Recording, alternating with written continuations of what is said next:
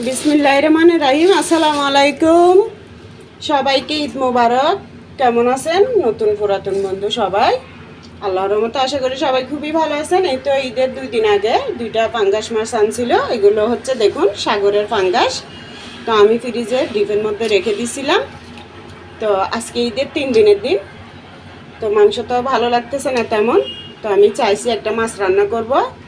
আজকে তো একটা পাঙ্গাস মাছ সুন্দর করে রান্না করব। তো বন্ধুরা, আপনারা আমার সাথেই থাকুন। আমার ভিডিওটা যদি ভালো লাগে, দেখার ইচ্ছা থাকে, তো আমি কিভাবে কি মশলা দিয়ে পাঙ্গাস মাছটা রান্না করি সেটা আপনাদের সাথে শেয়ার করব। তার আগে এগুলো আমি সুন্দর করে ডলে নিই তারের জালি দিয়ে, তারপর রান্না শুরু করব।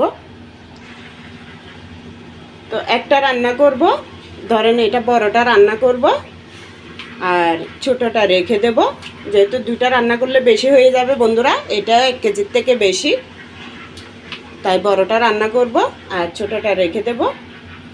ভালো করে একটু ডলে নিলাম তারের জালে দিয়ে। দেখুন একটু গন্ধ পর্যন্ত লাগে না, এমনিতে দেখিয়েন এখান থেকে পাঙ্গাস মাছ আনলে কাটার আগে একটা বিশ্রী গন্ধ লাগে, কোনো একটু পর্যন্ত গন্ধ নেই, খুবই তাজা মাছটা। দেখুন কত সুন্দর, একদম টকটকে লাল। তো এটা আমার ডলা হয়ে গেছে, এখন আমি কেটে নেব। ভালো করে ডলে নিলাম। তো আপনারা দেখেই নিচ্ছে বুঝতেছেন, এখানের ফাঙ্গাসগুলোর পেটগুলো একদম ফুলানো থাকে। তো এখন আমি কেটে নিই সুন্দর করে। কেটে নিলাম, কেটে ধুয়ে পরিষ্কার করে নিচ্ছি। দেখুন এই যে মাঝখান বরাবর থেকে রক্তটা টান দেওয়ার কারণে রক্তের রক, এই দেখুন আরেকটা, এই যে দেখুন টান দেওয়ার সাথে বের হয়ে যাচ্ছে। মাঝখানে রক্তের ইয়েটা থাকলে ফেলে দিলে ভালো। তো এগুলো সব পরিষ্কার করে নিচ্ছি এখন। তো বন্ধুরা, এখন একটু লবণ দিয়ে দেব। লবণ দিয়ে এভাবে কিছুক্ষণ মাখিয়ে রাখবো। তো আপনারা চাইলে যদি পাঙ্গাস মাছের গন্ধ থাকে, তো এটার তো গন্ধ নাই, গন্ধ থাকলে ওই পাঙ্গাস মাছের মধ্যে একটু লেবুর রস দিয়ে কিছুক্ষণ ভিজাই রাখতে পারেন। তো আমরা তো সবসময় সব ধরনের মাছ এভাবে একটু লবণ বা হলুদের গুঁড়ি দিয়ে কিছুক্ষণ মেখে রেখে তারপর ধুয়ে নিই। ধরেন 2-3 মিনিট হোক, 10 মিনিট হোক, এরকম 5 মিনিট হোক। তো মেখে রাখলে হয় কি, এই যে দেখুন এখন মাছের একটা লোট ভাব আছে, ওই লোট থাকলে মাছ থেকে বের হয়ে যায় লবণের দ্বারা। তো এ তো পিছলা হয়ে গেছে। এতক্ষণ কিন্তু পিছলাটা ছিল না, ভালো করে ধুলে এই পিছলাটা চলে গেলে মাছটা একদম পরিষ্কার হয়ে যাবে। তো বন্ধুরা, ভালো করে লবণ দিই, কুসুম গরম পানি দিয়ে মাছটা ধুয়ে নিলাম। ধোয়ার পরে হলুদের গুঁড়ি, মরিচের গুঁড়ি, লবণ স্বাদ অনুযায়ী এগুলো একটু দিয়ে আমি ভালো করে মাখিয়ে নিচ্ছি। আমি সামান্য করে ভেজে নেব মাছটা। চুলার মধ্যে কড়াইও বসাই দিছি, বসিয়ে তেলটাও দিয়ে দিছি। তো এখন এটা শুধু ভালো করে মাখিয়ে নিচ্ছি। তো এখন ভাজাটা করে নেব মাছের। তো বন্ধুরা, তেলের মধ্যে এখন মাছগুলো দিয়ে দিচ্ছি।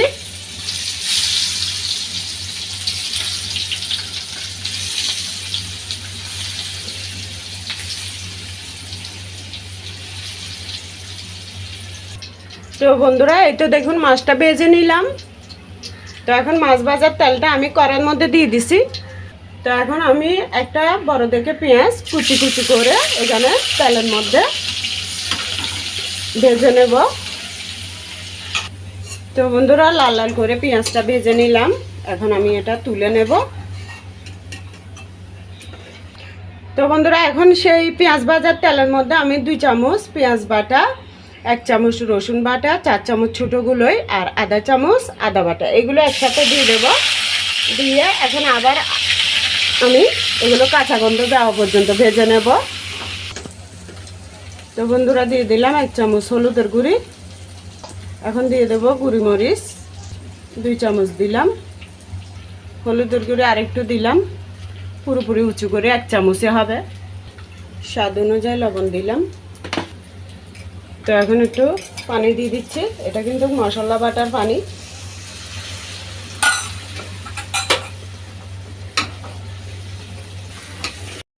মশলার কাঁচা গন্ধ যাওয়া পর্যন্ত ভালো করে কষিয়ে নেব। তো বন্ধুরা দেখুন, মশলাটা ভালো করে কষিয়ে নিলাম। আজকে একটু মরিচের গুঁড়িটা বেশি দিছি, পাঙ্গাস মাছে একটু ঝাল হলে ভালো লাগে, মানে কালারটাও সুন্দর লাগে দেখতে। এভাবে করে মরিচের গুঁড়িটা দিলাম। তো এই তো জিরার গুঁড়ি টালার পর গুঁড়ো করে রাখছি, এখান থেকে আধা চামচ থেকে কম দিলাম। ধনিয়া বাটা দিলাম আধা চামচ থেকে সে একইভাবে। আর জিরার গুঁড়িটা আধা চামচ থেকে কম দেওয়ার কারণ হচ্ছে বন্ধুরা, এটা গুঁড়ি করাটা কিন্তু কমই দিতে হয়। মিহি করে বাটলে এটা একটু বেশি দিলেও ভালো লাগে, কারণ তরকারি স্বাদ অনুযায়ী আমি মশলাটা দিলাম। তো বন্ধুরা আবারও একটু পানি দিয়ে দিচ্ছি, আবার এটা ভালো করে কষিয়ে নেব। কারণ এখানে কিন্তু আমি ধনিয়া বাটাটা দিছি যে শুধু কাঁচাই বেটে, আর জিরাটা তো তেলে গুঁড়ো করে রাখা, তাই ধনিয়ার কাঁচা গন্ধটা যাওয়ার জন্য আমি আবার একটু ভালো করে কষিয়ে নেব। যেহেতু মাছটা ভেজে রাখছি আমি, মাছটা হতে বেশিক্ষণ সময় লাগবে না, তাই আমি ভালো করে মশলাটা কষিয়ে নিচ্ছি যাতে কাঁচা গন্ধটা না থাকে। তো বন্ধুরা এটা ভালো করে কষানো হয়ে গেছে, এখন একটু সামান্য করে পানি দিয়ে দিচ্ছি। এই তো পানিটা দেওয়ার পরে এই ঝোলটা উতরানোর পরে আমি মাছটা দিয়ে দেব। তো এই তো ভালো করে ঝোলটা উতরাই গেছে, এখন আমি মাছটা দিয়ে দেব। মাছটা দিয়ে এই মশলার ঝোলের মধ্যে আমি ভালো করে আবারও কষিয়ে নেব 2 মিনিট পর্যন্ত।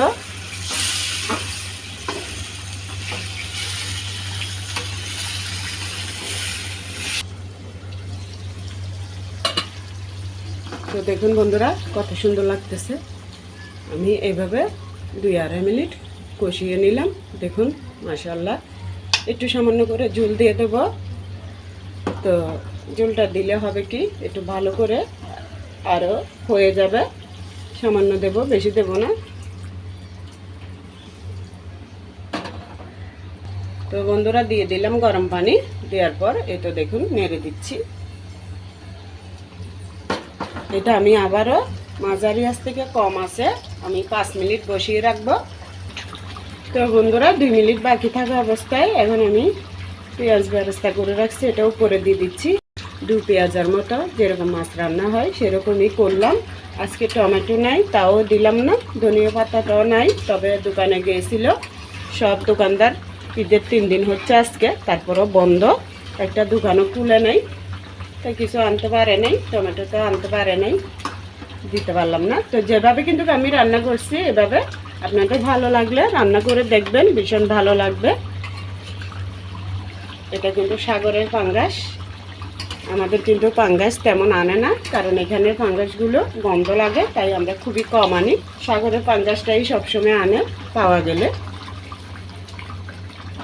তো এটা আমি এভাবে 2-1 মিনিটের জন্য আবারও ঢেকে দিলাম। তো বন্ধুরা আমার রান্নাটা হয়ে গেল। এটা দেখুন কত সুন্দর রান্নাটা করে নিলাম। পাঙ্গাস মাছের রেসিপি, অসাধারণ একটা পাঙ্গাস মাছের রেসিপি করে দেখালাম বন্ধুরা। তো এটা যেহেতু পজেটের পাঙ্গাস না, সাগরের পাঙ্গাস, এটা কিন্তু খেতে আপনারা যারা সাগরের পাঙ্গাস রান্না করেছেন তারাই অবশ্যই জানবেন এটা কত মজার হয়। তো সবাই যদি আমার এই রান্নাটা ভালো লেগে থাকে তাহলে লাইক কমেন্ট শেয়ার করে দিবেন বন্ধুরা। সবাই ভালো থাকবেন। আল্লাহ হাফেজ, আসসালামু আলাইকুম।